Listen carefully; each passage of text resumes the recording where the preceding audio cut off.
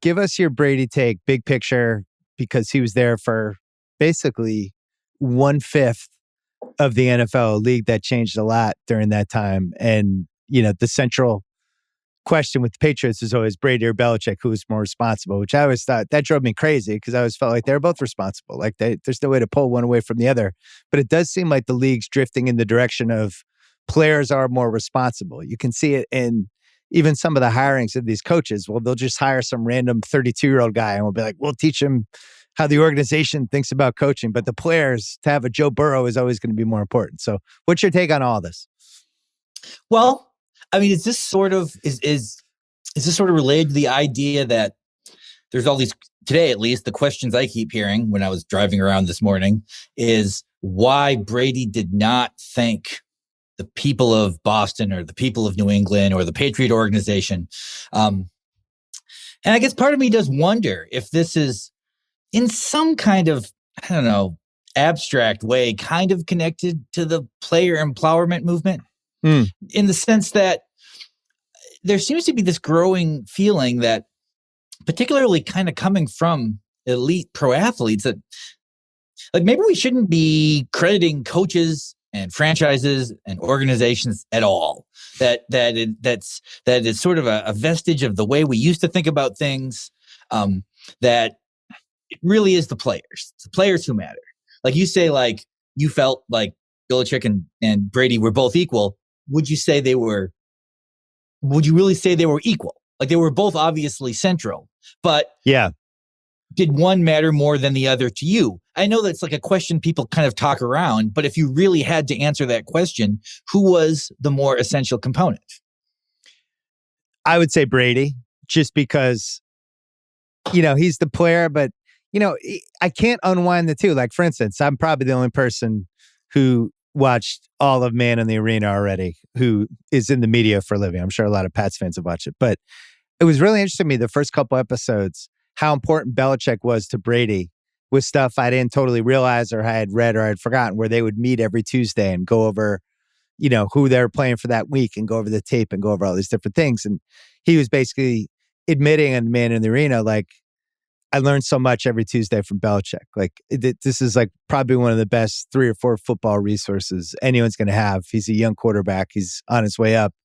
And he has this guy who knows everything and is able to just basically unpack defenses and take them apart and point out things. And he's like, there's no way I'd be the player I was if I didn't have that. So that's why it's really hard for me to separate them, because I think if he's just on, if his coaches are like Doug Marrone and Marty Schottenheimer and Ray Rhodes, and he just has this random slew of coaches, kind of like what Rodgers had, I don't think he has the same career. Now, would it have been 3 Super Bowls instead of 7? I don't know the exact number, but I don't think it would have been the same career, and I don't think Belichick would have the same career either. Well, they certainly wouldn't have had the same career. So I guess the question is this. If someone drafts Brady in the 5th round, some other team drafts him in the 5th round before the Patriots do we assume that just because of what he has sort of kind of proved and validated over time, does that suggest he would have had a very successful career regardless had he played for, the Seahawks or the Rams or whoever? I feel like he would have. Well, I just don't. It wouldn't have been the career he had. I do sometimes wonder though if a guy drops to the 6th round, the perception of him generally is this is probably a backup quarterback we're drafting. We're not seeing him as someone we're going to slot in to sort of run the franchise. So if he goes elsewhere, not only does he have a different career, but does he possibly accept a different career? Like, would he sort of be like, well, okay, I'm going to be like a Chase Daniel type person. I'm going to dedicate my life to being sort of like a guy who can contribute to this team because he cares about winning and all these things? Or is the idea that he would have just powered through, and no matter what franchise he would have went to, he would have become the starting quarterback and they would have had massive success? Because I think the general sense is that, well, if Belichick had just coached a different team over this period, he still would have had quite a bit of success. Now, would he have been able to have a career that long in one spot? without that kind of success. I mean, that's a long time for an NFL coach to be with the same team. But I think what I was just kind of getting at is I wonder, if in Brady's mind, he still feels like they still see me as part of this thing when actually I led this thing. Like, he goes to a different team. He wins a Super Bowl. But then this year, when the Patriots, especially in the middle of the year, and it kind of looked like maybe they were going to challenge, for the conference title, then it was sort of like, aha, see, we were right before. It was this guy. Or like when Castle was their quarterback that one season, where they go 11-5 or 12-4, 11-5. So there was like a sense, I think, that, I mean, there is, to me, somehow, it still seems like that the coach is really the most important person, and that could be a misguided thought. And I wonder if someone like Tom Brady looks at this and it just like it's like something he now realizes that is always going to exist. That conversation is always going to exist, despite the fact that he did exactly what he must have assumed he would have needed to do to end this discussion. Like, he goes to a different team, they immediately win the championship. Seems that should have been the end of the discussion, but that's not how it worked. But you're talking about what his career looks like on another team, and it's an interesting what if. I feel this way about great athletes most of the time. I think there's some of them need carrots and some of them need luck and some of them need nudges. And if you kind of pull one of those things away, I'm not sure you can say the career is the same. Like for Brady, they win those Super Bowls early, right? He's a starter. They win 3 and 4, and then they stop winning. And Manning, he's got this Manning Brady thing, but then Manning kind of takes the mantle and he starts the records and all that stuff. And then something around 08, 09, 2010 changes with Brady where he's like, I'm actually getting better. I can feel it. And I want to get back there. And my wherewithal for the game, everything about it, I'm just improving. I think I can do this. I think there's another level for me to go to. I don't know if you can think that if you haven't been in the Super Bowls and if you don't have the rival that you're constantly measuring yourself with, right? And so, like, think about LeBron. LeBron can't win a title in Cleveland, goes to Miami, and now he has to get over this hump. He gets over the hump.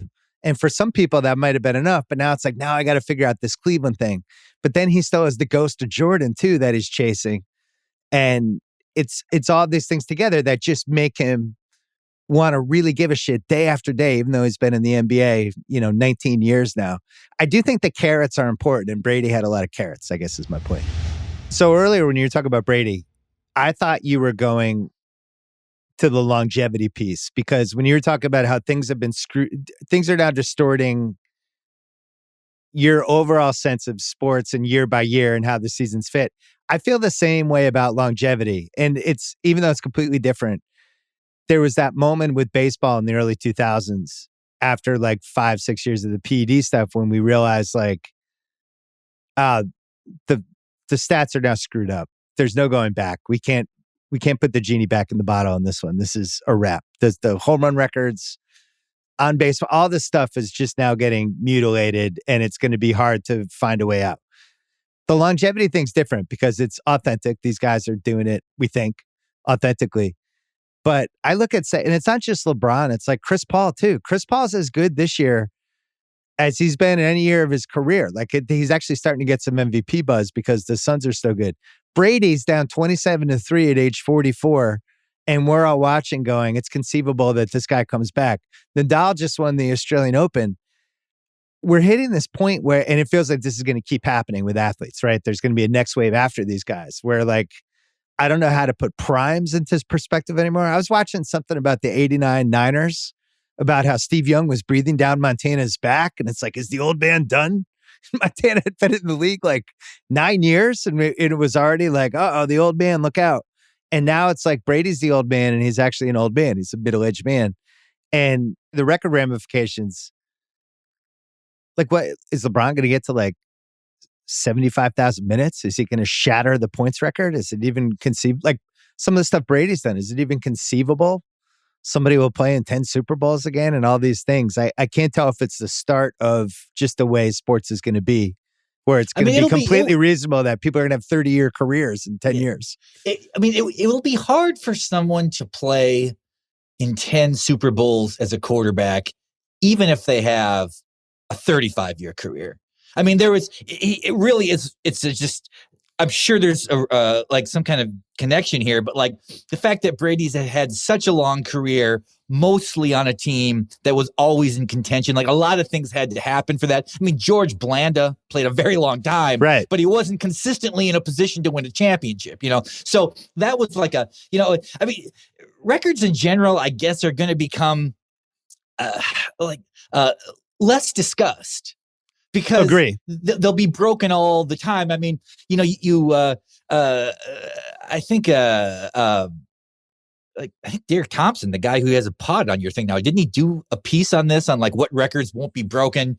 Yeah, you can look at like Chamberlain's records, but and they won't be broken probably, because even if you watch like the Kobe Bryant 81-point game, it seems like he's scoring every possession. The idea of him scoring 19 more points, it doesn't seem like you could even sandwich it in there. But all the cumulative records are all going to disappear.